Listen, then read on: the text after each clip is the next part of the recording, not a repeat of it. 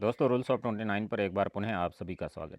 दोस्तों आज के इस वीडियो में बात करेंगे हम कि आरएलपी और हनुमान बेनीवाल आखिर आगे राजस्थान में जाकर के किस तरह की राजनीति करेंगे। राजस्थान की राजनीति को लेकर के आखिर हनुमान बेनीवाल क्या पार्टी बना करके फंस गए हैं या फिर हनुमान बेनीवाल आगे आने वाले समय में कमबैक करेंगे, क्योंकि हनुमान बेनीवाल पुराने राजनेता रहे हैं और इनकी जो राजनीति है वो इन्हें विरासत में मिली है। इनके पिताजी विधायक रहे हैं और बड़ी राजनीति विरासत में मिली है। ऐसे नहीं है कि सरपंच से कोई राजनीति परिवार में करता हो और उस राजनीति को हनुमान बेनीवाल ने आगे बढ़ाया है। 80 के दशक में हनुमान बेनीवाल के पिताजी विधायक थे, तो अपने आप में एक बड़ा राजनीतिक घराना आप हनुमान बेनीवाल के राजनीतिक घराने को कह सकते हैं। जिस तरह से हनुमान बेनीवाल ने अपनी राजनीतिक पारी की शुरुआत से लेकर के अब तक अगर आप देखेंगे तो हनुमान बेनीवाल कभी भी एक जगह स्टेबल नहीं हुए। कभी वो किसी दल के साथ में गए, कभी किसी दल के साथ में गए और आरएलपी बनाने के बाद में भी बहुत कम समय हुआ है आरएलपी पार्टी के अस्तित्व में आने का। 2018 में पार्टी अस्तित्व में आई थी और उसके बाद में 2024 आते आते हनुमान बेनीवाल दोनों ही बड़े गठबंधनों में रह चुके हैं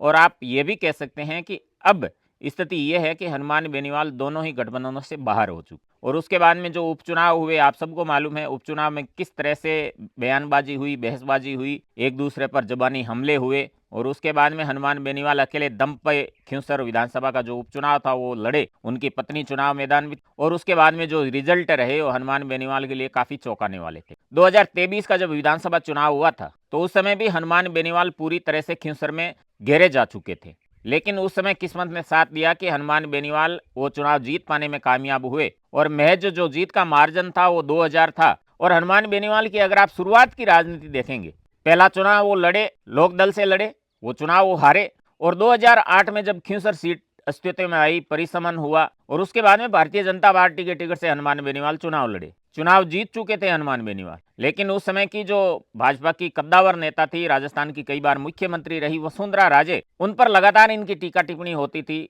अपने पार्टी नेतृत्व को लेकर के हनुमान बेनीवाल लगातार उन पर कई तरह के आरोप लगा रहे थे। तो उसके बाद में हनुमान बेनीवाल लंबे समय तक भाजपा में रहे नहीं, भाजपा से उन्होंने अपने आप को अलग कर लिया और उसके बाद में जितने भी चुनाव हुए हनुमान बेनीवाल निर्दलीय प्रत्याशी के तौर पर चुनाव लड़े और खिंवसर की जनता ने उन्हें समर्थन दिया, प्यार दिया और जीता करके विधानसभा भी भेजा। उसके बाद में तमाम तरह के विकास कार्य हुएंगे। हनुमान बेनीवाल दावा भी कर रहे हैं कि खिंवसर में जो विकास कार्य हुए हैं उतने किसी भी विधानसभा क्षेत्र में हुए नहीं है उस प्रकार के विकास कार्य। लेकिन राजनीति में विकास कार्यों के साथ साथ और भी बहुत सारी चीजें होती है जो चुनाव के रिजल्ट को प्रभावित करती हैं। अगर विकास कार्यों के बल पर चुनाव जीते जाते तो शायद हनुमान बेनीवाल ये खिंवसर का चुनाव नहीं हारते। जो भी लोग बाहर के लोग आते हैं वो कहते हैं कि हाँ खिंवसर में विकास कार्य हुए हैं, लेकिन और भी चीजें होती हैं जो काम करती हैं। और विशेष करके इस बार विधानसभा उपचुनाव में जिन चीजों ने हनुमान बेनीवाल के खिलाफ काम किया, विपक्ष के लोग ये बात समझाने में कामयाब हुए कि हनुमान बेनीवाल किसी एक जगह पर लंबे समय से टिक नहीं पाते हैं। लंबे समय तक पार्टी में काम करने वाले कार्यकर्ताओं के साथ हनुमान बेनीवाल उस तरह का रिश्ता डेवलप नहीं कर पाते हैं जो एक पार्टी अध्यक्ष को करना चाहिए। विपक्ष के लोग इस बात को समझाने में लोगों को ज्यादा कामयाब हुए कि हनुमान बेनीवाल एक दूसरे को लड़ाने का काम करते हैं। हनुमान बेनीवाल एक द्वेष समाज में फैलाना चाह रहे हैं। हनुमान बेनीवाल अपने आप को सबसे बेहतर, सबसे ऊपर नेता मानते हैं। कोई दूसरा नेता समाज में पैदा ना हो, उनके बराबर खड़े ना हो, इस प्रकार की बातें जनता तक पहुंचाने में विपक्ष के लोग कामयाब हुए और उन्हें समझाने में भी कामयाब हुए और उसके परिणाम स्वरूप जो नतीजे रहे वो आप सबके सामने है। किसी भी राज्य की किसी भी पार्टी जो तीसरे दल के रूप में उस राज्य में उभर रही है तो उस पार्टी को सुचारू रूप से चलाने के लिए, उस पार्टी का मनोबल बना रहे, उस पार्टी के कार्यकर्ताओं का मनोबल बना रहे, उस पार्टी के नेताओं का मनोबल बना रहे, उसके लिए जरूरी होता है कि उस पार्टी के कम से कम 1 से 2 विधायक उस राज्य की विधानसभा में होने चाहिए, क्योंकि बिना विधायक के आपके जो राज्य स्तर के काम हैं वो नहीं हो पाते हैं। उस तरह से नहीं हो पाते हैं जिस तरह से विधायक रहते हुए वो मंत्रियों से काम करवा लेते हैं। भले ही आप पार्टी के सांसद हैं, भले ही लोकसभा में आपके काम हो जाते होंगे, लेकिन बहुत सारे राज्य स्तर के मुद्दे होते हैं, बहुत सारी चीजें होती हैं जो किसानों से जुड़ी हुई होती हैं, जो राज्य के युवाओं से जुड़ी होती है, बेरोजगारों से जुड़ी होती है। और ये मुद्दे हनुमान बेनीवाल के प्रमुख मुद्दे रहे हैं। इन मुद्दों को लेकर के हनुमान बेनीवाल कभी भी कॉम्प्रोमाइज अपने आप को नहीं करते हैं। इन मुद्दों को मुखर होकर के हनुमान बेनीवाल जहां भी मौका मिलता है उन्हें उठाते हैं। आपकी पार्टी का कोई भी प्रतिनिधि, कोई भी सदस्य राजस्थान की विधानसभा में ना हो तो फिर आप उन मुद्दों को उस तरह से नहीं उठा पाते हैं जिस तरह से उठाने की फिराक में आप हमेशा रहते, तो ये जो है हनुमान बेनीवाल के लिए ये जो आने वाले 4 साल है उसको निकालना अपने आप में बहुत बड़ी चुनौती होगी। चुनौती ये होगी कि इन 4 सालों में आपका जब कोई प्रतिनिधि राजस्थान की विधानसभा में नहीं है, उस स्थिति में आपके कार्यकर्ताओं को कैसे आप जोड़ करके रखेंगे, आपके पार्टी के नेताओं का मनोबल आप कैसे हाई रखेंगे, कैसे आप आपकी पार्टी के कार्यकर्ताओं, आपके नेताओं, आपके वोटरों का काम आप राजस्थान की विधानसभा से जो जुड़ा हुआ है, राजस्थान सरकार से जो जुड़ा हुआ है, उसको आप करवा पाएंगे। हाँ, ये बात सही है कि लंबे समय से हनुमान बेनीवाल राजनीति में हैं और अलग अलग पार्टी, अलग अलग गठबंधन में हनुमान बेनीवाल रहे हैं। तो हनुमान बेनीवाल हम मानते हैं कि एक अच्छी पेट है हनुमान बेनीवाल की राजस्थान की राजनीति में। जो सत्ता पक्ष में हो, चाहे नेता, चाहे विपक्ष में हो, उन नेताओं में हनुमान बेनीवाल के अच्छे रिश्ते होंगे। उसके बावजूद भी उस तरह से काम नहीं होते हैं, उस तरह से बातें, क्योंकि पार्टी की अपनी एक गाइडलाइन होती है। अगर सरकार का कोई भी मंत्री आपका खास क्यों ना हो, लेकिन जो चीजें सरकार के कामकाज को प्रभावित करती है वो चीजें आपको विपक्ष के तौर पर रखनी होती। जिस पार्टी की सरकार है उस पार्टी का सदस्य, तो इस स्थिति में हनुमान बेनीवाल अपनी पार्टी को आगे कैसे लेकर के जाते हैं और उस स्थिति में जो आगे आने वाला चुनाव है उस चुनाव में हनुमान बेनीवाल लोगों को कैसे अपने से जोड़ पाते हैं।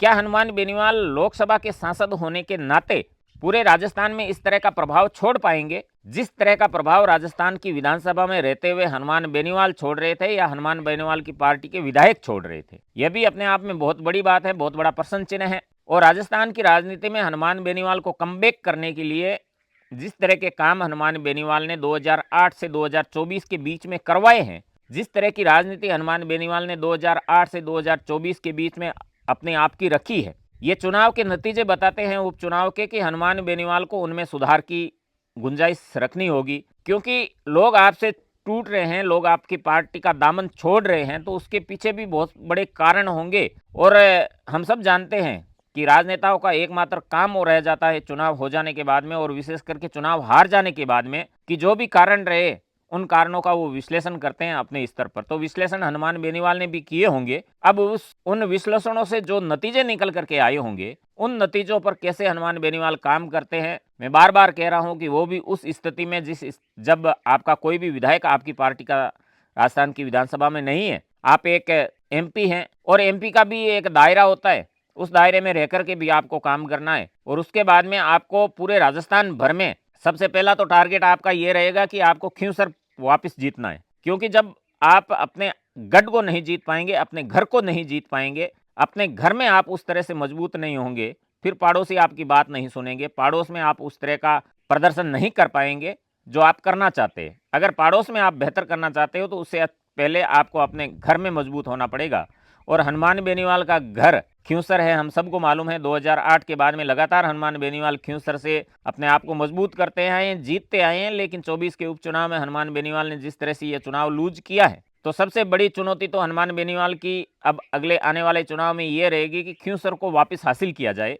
अगर खींवसर पुनः हनुमान बेनीवाल हासिल कर लेते हैं तो आरएलपी का जो मनोबल है, आरएलपी के कार्यकर्ताओं का जो मनोबल है, आरएलपी के नेताओं का जो मनोबल है, आरएलपी के सपोर्टरों का जो मनोबल है, वो अपने आप में अप हो जाएगा। और उसके बाद में चुनौती रहेगी नागौर में ज्यादा से ज्यादा सीटें हनुमान बेनीवाल जीते, मारवाड़ में ज्यादा से ज्यादा सीटें हनुमान बेनीवाल जीते। अपने आप में बड़ा मैदान आपके सामने है, लेकिन उस मैदान को फतेह करने के लिए आपको लंबा संघर्ष करना पड़ेगा। और जिस तरह आपने पिछले 20 सालों से संघर्ष किया है, उस संघर्ष को देखें तो आप आज भी वहीं खड़े हैं जब आपने संघर्ष स्टार्ट किया था। भले आपकी पहुंच दूर तक हो गई हो, पहचान दूर तक हो गई हो, सपोर्टर ज्यादा मिल गए होंगे आपको, लेकिन राजनीति में आंकड़े बहुत मायने रखते हैं। राजनीति में सारा खेल आंकड़ों का है। आपके पास में संख्या बल कितना है उसके आधार पर तय होती है कि आपकी ताकत क्या है। संख्या बल की बात करें तो आज राजस्थान में आरएलपी 0 पर खड़ी है।